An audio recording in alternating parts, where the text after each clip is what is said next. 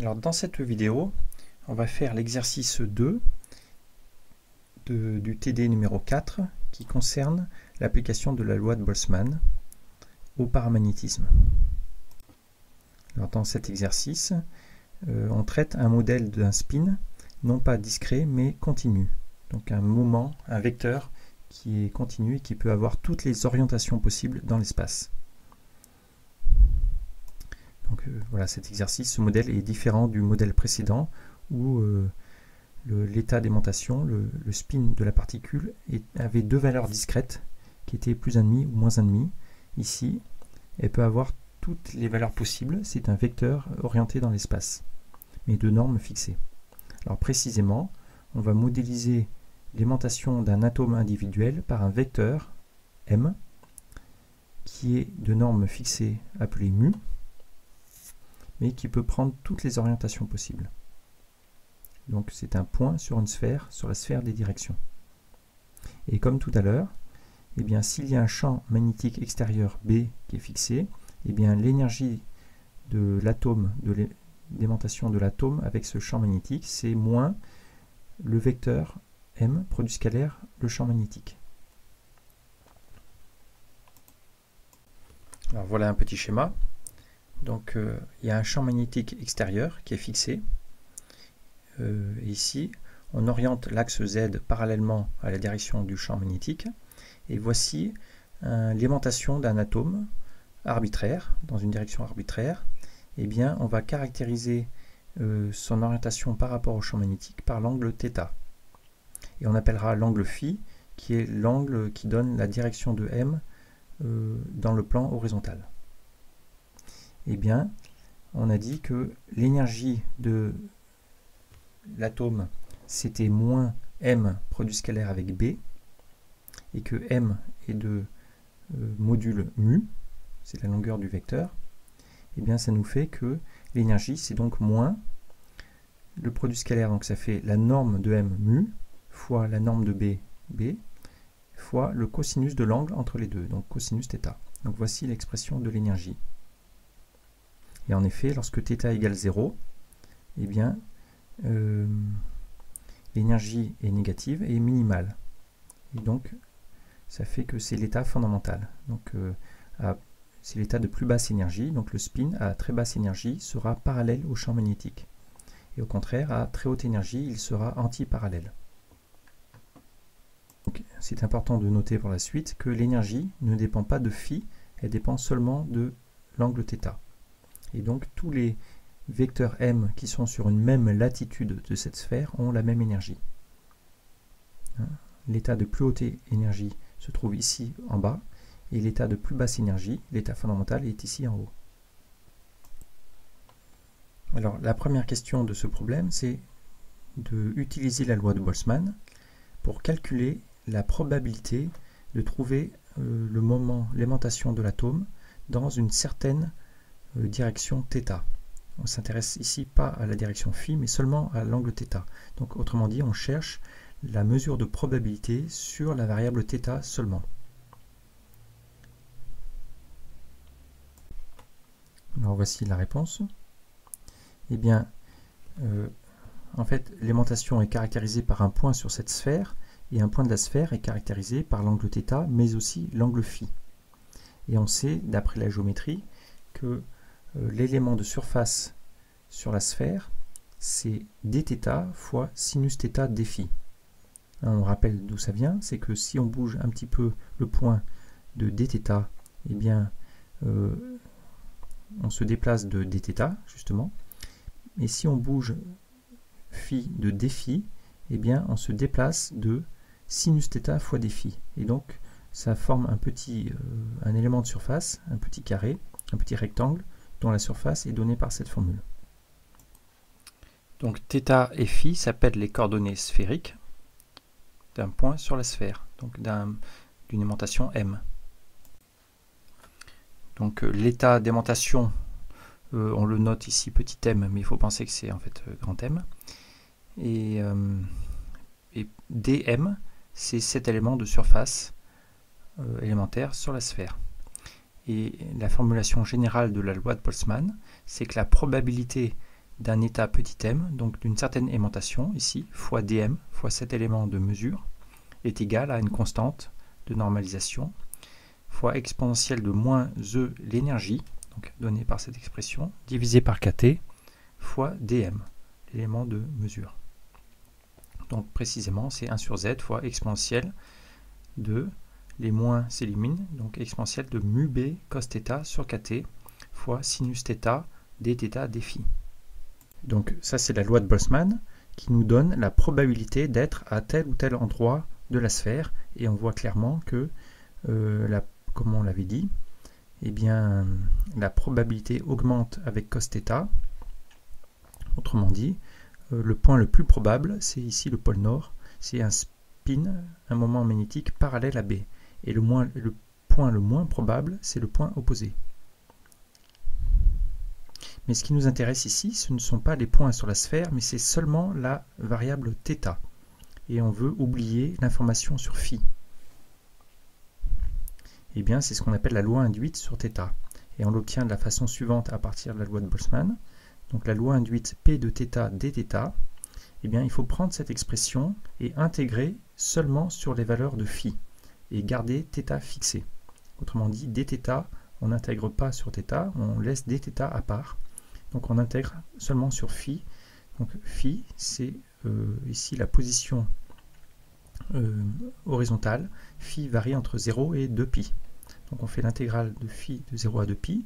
Et vous voyez, ça c'est une constante qui ne dépend pas de φ. Donc elle reste. Donc il reste 1 sur z. Et lorsqu'on intègre sur φ dφ, ça nous fait apparaître la constante 2π. Donc on obtient 2π sur z.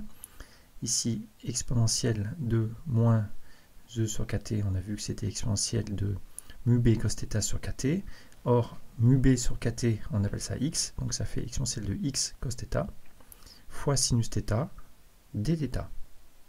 Voilà. Donc autrement dit, la loi qu'on obtient, c'est une loi sur θ. On obtient tout simplement la probabilité d'être dans un anneau ou dans tel autre anneau. Chaque anneau est caractérisé par sa position angulaire θ. Alors on comprend bien l'origine, la signification de ce facteur sinus θ qui apparaît ici, c'est que lorsque on est au pôle nord ou au pôle sud, eh bien les anneaux comme celui-ci sont tout petits et donc la probabilité s'annule. En effet, sinus de 0 vaut 0 et sinus de pi est égal à 0. Et au contraire, c'est à l'équateur que ce facteur est le plus grand parce que la surface justement d'un anneau est maximale. Pour un dθ fixé, elle est maximale à l'équateur. Et c'est là où sinus θ est égal à 1. Mais bien sûr, il ne faut pas oublier ce facteur-là, qui lui dépend de l'énergie et qui fait que, en fait, les points au sommet de la sphère ici sont plus probables que ceux en dessous. Et donc ça rajoute ce facteur-là. Donc au total, l'expression, elle dépend de θ par ces deux facteurs-là. Alors on peut calculer la constante de normalisation en disant que la somme des probabilités est égale à 1. Donc intégrer maintenant sur la variable θ, on obtient 1. Donc ça nous fait que cette intégrale, donc ici exponentielle de x cos θ sinus θ dθ est égale à, on met ce facteur à gauche, 1 fois z sur 2π. Et là on peut faire un changement de variable. On pose u égale cos θ. Donc du c'est la dérivée de cos θ qui est moins sinus θ dθ, mais avec la valeur absolue ça nous fait sinus θ dθ. Donc là on voit apparaître du, et là exponentielle xu. Et u, vous voyez, quand θ varie entre 0 et pi, eh bien u varie entre 1 et moins 1. Donc l'intégrale va entre 1 et moins 1. Et on peut faire cette intégrale. La primitive de exponentielle de xu, c'est 1 sur x exponentielle de xu.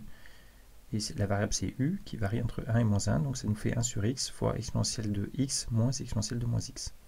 Donc voici cette constante de normalisation. Mais ce qui nous intéresse, c'est à quoi ressemble cette loi P de θ selon l'orientation θ de l'aimantation. Alors, on a obtenu que P de θ est égal à une constante 2π sur z fois exponentielle x cos θ fois sinus θ. Donc on le réécrit ici, P de θ c'est une constante fois exponentielle de x cos θ sinus θ. Alors on observe simplement que si x est très petit devant 1, donc x très proche de 0, ça signifie, comme x est mu b sur kt, ça veut dire que la température est très élevée par rapport à l'énergie magnétique. Donc tous les états en fait sont équiprobables. Comme la température est très élevée, eh bien, les fluctuations thermiques sont tellement grandes que tous les états sont équiprobables sur la sphère. Mais par contre, pour la variable θ, eh bien, à l'équateur, ce sera plus probable d'y être qu'au pôle nord et au pôle sud parce que la surface d'un anneau est plus grande. Et c'est ce qui apparaît dans ce résultat. Donc si x est très petit, proche de 0, exponentielle de x, c'est comme exponentielle de 0, ça fait 1 ce facteur, on peut l'oublier. Il nous reste seulement la fonction sinus θ fois une constante. Donc sinus θ, pour θ variant entre 0 et pi, c'est ce pointillé. Et on observe, comme on l'a dit, que la probabilité est maximale en θ égale pi sur 2, autrement dit à l'équateur, parce qu'il y a plus d'états possibles, alors qu'au pôle nord, au pôle sud, eh bien, il y a un seul état, donc de probabilité nulle. Par contre, si x est très grand devant 1, ça veut dire que kt est très petit devant mu b, donc c'est le régime basse température. Les fluctuations thermiques sont tellement faibles que l'état est quasiment dans son état fondamental. Il n'y a pas assez d'énergie pour accéder aux états supérieurs, et l'état fondamental, le voici. Mais bien sûr, lui, le pôle nord, c'est un point, donc la probabilité est nulle à cause de ce facteur sinus θ, mais tout de suite, ça augmente comme ça, et à cause de ce terme-là, vous voyez, quand x est très grand, eh bien,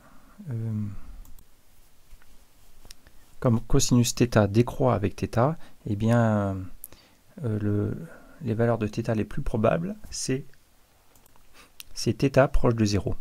Et donc cette courbe P de θ a cette allure, avec un maximum local quelque part. Et voilà, comme on s'y attend, donc, les états les plus probables, les valeurs de θ les plus probables sont celles pour θ proche de 0, autrement dit près du pôle nord, comme ça. Alors, question 2. On nous demande de calculer l'élémentation moyenne du matériau constitué de n atomes indépendants en fonction du paramètre x qui est mu b sur kt et dans la limite x très petit, x tend vers 0. Donc x tend vers 0, c'est soit les petits champs magnétiques ou les grandes températures. Et tracer cette aimantation moyenne en fonction de x. Donc voici la réponse. L'aimantation moyenne, comme les atomes sont indépendants, c'est n fois l'aimantation moyenne d'un atome.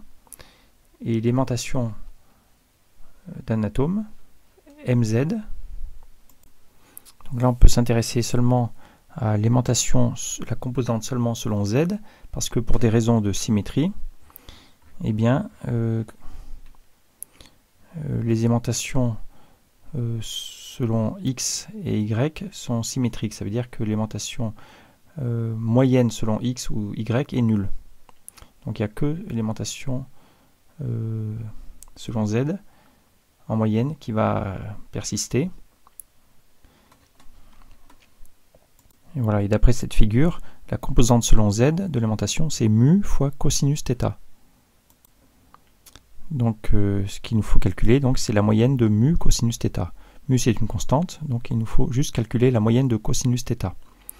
Et la moyenne de cosinus θ, c'est cosinus θ fois la probabilité que θ apparaisse. Donc c'est pθ dθ, θ varie entre 0 et pi, donc voilà, il faut faire cette intégrale, et pθ dθ, on l'a calculé dans la question précédente. Voilà, donc pθ dθ est donné par 2pi sur z exponentielle i cos x, exponentielle x cos θ sinus θ. Donc voilà, on le réécrit là. Et pour calculer l'intégrale, on fait le changement de variable u égale cos θ. Ainsi, du, c'est sinus θ dθ, parce que alors, la dérivée de cos θ c'est moins sinus θ, mais lorsqu'on fait un changement de variable, on prend la valeur absolue, donc sinus θ dθ. Donc sinus θ dθ c'est bien du, et ici ça nous donne cette intégrale. θ varie entre 0 et pi, et par conséquent u varie entre 1 et moins 1. Et cette intégrale, on va la calculer maintenant. Alors, pour la calculer, on s'aperçoit qu'on a déjà calculé auparavant cette intégrale qui s'appelait z. Vous voyez, c'était ici. Z, c'était l'intégrale entre moins 1 et 1 de exponentielle x u du. Et ça donnait exponentielle de x moins exponentielle de moins x sur x. Donc là, on l'a réécrit. Et dans cette expression, x est fixé. L'intégrale porte sur u. Et si vous dérivez cette expression par rapport à x, ici, ça va faire sortir u. Et ici, ça donne l'intégrale du membre de droite. La dérivée du membre de droite. La dérivée de 1 sur x, c'est moins 1 sur x2. Là, on répète ce terme. Et la dérivée de cette expression, c'est celle-ci. On peut mettre en facteur exponentielle de x moins exponentielle de moins x sur x. Donc ici, il reste moins 1 sur x.